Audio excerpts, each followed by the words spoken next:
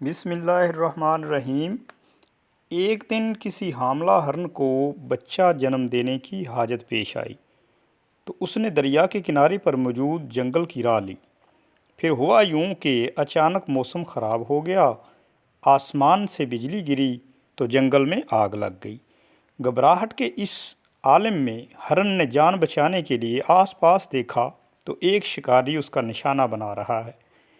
دوسری طرف شیر تھا۔ ہرن کو الجھن ہوئی کہ اس پھیلتی ہوئی آگ میں جل کر مرنا ہوگا یا دریا میں ڈوب کر جان دینی ہوگی، یا شکاری مار دے گا یا پھر شیر اپنی بھوک مٹانے کے لیے نوالا بنا لے گا۔ ہر سمت خطرہ ہی خطرہ تھا، فرار کی کوئی راہ نہیں۔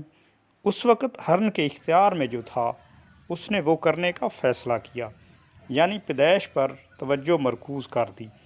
پھر ایسا ہوا کہ شکاری نے نشانہ لگایا تو آسمانی بجلی چمکی، اس کی آنکھیں اچانک بند ہو گئیں اور شیر کو تیر جا لگا۔ زوردار می برسا اور جنگل میں پھیلتی ہوئی آگ ایک دم بجھ گئی۔